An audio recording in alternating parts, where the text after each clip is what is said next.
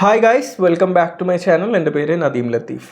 So ഇന്നത്തെ വീഡിയോയിൽ നമ്മൾ സംസാരിക്കാൻ പോകുന്നത് ബജാജ് പുതിയതായിട്ട് ലോഞ്ച് ചെയ്യാൻ പോകുന്ന അവരുടെ ഏറ്റവും അഫോർഡബിൾ, ഏറ്റവും വില കുറഞ്ഞ ബജാജ് ചേതക് വേരിയൻറ്റിനെ പറ്റിയിട്ടാണ്. സോ ബജാജ് ചേതക് എന്ന് പറയുന്നൊരു വാഹനത്തെ പറ്റിയിട്ട് അത്യാവശ്യം ഇലക്ട്രിക് വാഹനങ്ങളെക്കുറിച്ച് അറിയാവുന്നവർക്ക് എല്ലാവർക്കും നല്ലൊരു ഐഡിയ ഉണ്ടാവും.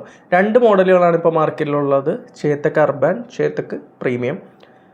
ഈ ഒരു വാഹനത്തെ പറ്റി നമ്മൾ വീഡിയോയും കാര്യങ്ങളൊക്കെ ചെയ്തിട്ടുണ്ട്. അത് കണ്ടിട്ടില്ലാത്തവർ ജസ്റ്റ് ഒന്ന് ചാനലൊന്ന് ചെക്ക് ചെയ്യുക. ഡീറ്റെയിൽ ആയിട്ടുള്ളൊരു ഇനീഷ്യൽ ഇംപ്രഷൻസ് കാര്യങ്ങളൊക്കെ ഞാൻ ചെയ്തിട്ടുണ്ട്.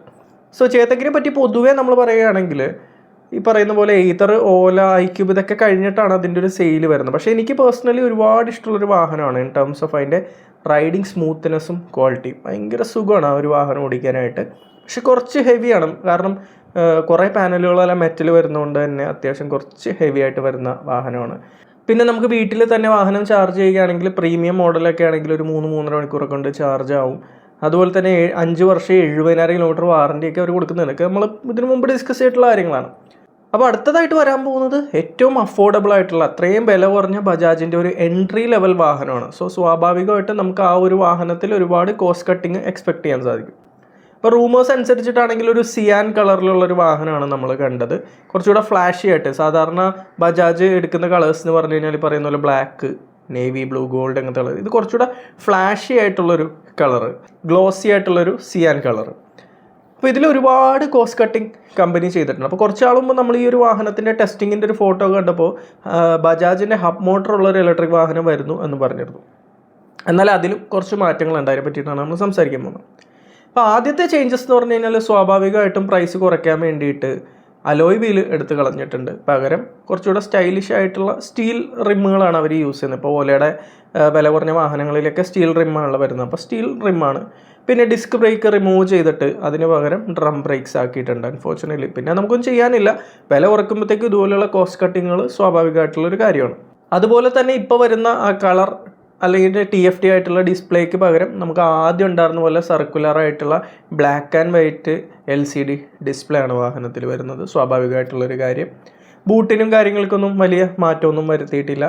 പൊതുവേ ചേതക് എന്ന് പറയുന്നത് നമുക്ക് കീലെസ് ആണ്, താക്കോലിൻ്റെ ആവശ്യമില്ല. കീ ഫോബ് നമ്മൾ വണ്ടിയുടെ അടുത്ത് ഉണ്ടായാൽ മതി. പുഷ് ബട്ടൺ സ്റ്റാർട്ടും സ്റ്റോപ്പും ആണ്. അതിന് പകരം അതെല്ലാം റിമൂവ് ചെയ്തിട്ട് താക്കോലാണ്. നമ്മളെ സൈഡിൽ ആ പുഷ് ബട്ടൺ വരുന്നതിന് പകരം നമുക്ക് താക്കോലിടാം. പിന്നെ ഓട്ടോമാറ്റിക്കായിട്ട് ഓപ്പൺ ആയി വരുന്ന ഗ്ലൗ ബോക്സ് ഇല്ല, പകരം നമുക്ക് 2 ഓപ്പൺ ആയിട്ടുള്ള സ്റ്റോറേജുകളാണ് വരുന്നത്. അങ്ങനെ കുറേ ഡൗൺ ഗ്രേഡുകൾ കമ്പനി ഈ ഒരു വാഹനത്തിൽ ചെയ്തിട്ടുണ്ട്.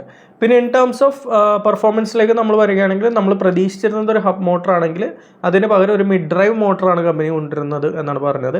എന്ത് ഡ്രൈവ് ആണെന്ന് അറിയില്ല, ബെൽറ്റാണോ അതോ ഇനി ഈ പറയുന്ന പോലെ ചെയിനാണോ അങ്ങനെ വല്ല ആയിരിക്കുമോ എന്നൊന്നും അറിയില്ല. അതിനെ പറ്റിയിട്ട് കൂടുതലൊന്നും പറഞ്ഞില്ല. മിഡ് ഡ്രൈവ് മോട്ടർ, അതായത് വാഹനത്തിൻ്റെ ഏകദേശം നടു പോർഷനിലേക്കായിരിക്കും മോട്ടർ അവർ പ്ലേസ് ചെയ്തിരിക്കുന്നത്. ബജാജ് ചേതകിൻ്റെ ഏറ്റവും വലിയ ഹൈലൈറ്റ് എന്ന് പറയുന്നത് അവരുടെ ഡയറക്ട് ഡ്രൈവ് സിസ്റ്റമാണ്, ആ ഗിയറൊക്കെ ആയിട്ടുള്ളത്. അതാണ് ആ ഒരു വാഹനത്തിനെ സ്മൂത്ത് ആക്കുന്നത്.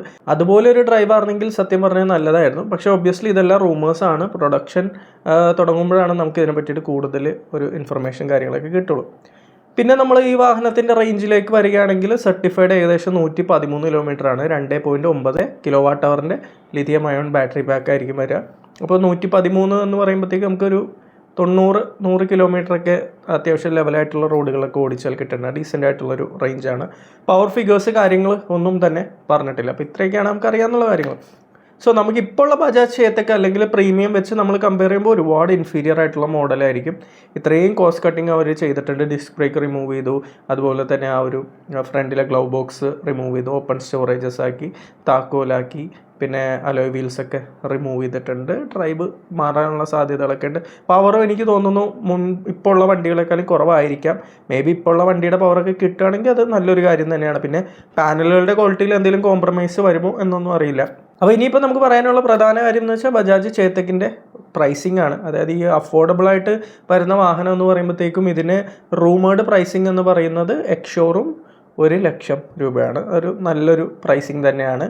അപ്പോൾ നമുക്ക് മേ ബി ഓൺ റോഡ് വരുമ്പോഴത്തേക്കും ഒരു 1.15 ആ ഒരു റേഞ്ചിലേക്കൊക്കെ വരാൻ സാധ്യതയുള്ളൂ. പിന്നെ അതിൽ വേറെ എന്തെങ്കിലും ഫീച്ചറുകൾ ആഡ് ചെയ്യാനുള്ള എന്തെങ്കിലും പാക്കോ എക്സ്റ്റൻഡ് വാറണ്ടിയോ ഒക്കെ ഉണ്ടെങ്കിൽ മാത്രമാണ് കുറച്ചുകൂടി റേറ്റ് കൂടുതലുള്ളത്. എന്നാലും 1.15 എന്ന് പറയുന്നത് നല്ലൊരു റേറ്റാണ്. ആ ഒരു റേറ്റിൽ സത്യം പറഞ്ഞാൽ നമുക്കങ്ങനെ നല്ല വാഹനങ്ങൾ കുറവാണ് ഇപ്പോൾ ഉള്ളതെന്ന് വെച്ച് കഴിഞ്ഞാൽ ഈ പറയുന്ന പോലെ ഓലയുടെ S1Xും S1X+ ഒക്കെയാണ് ആ ഒരു റേറ്റിൽ വരുന്നത്.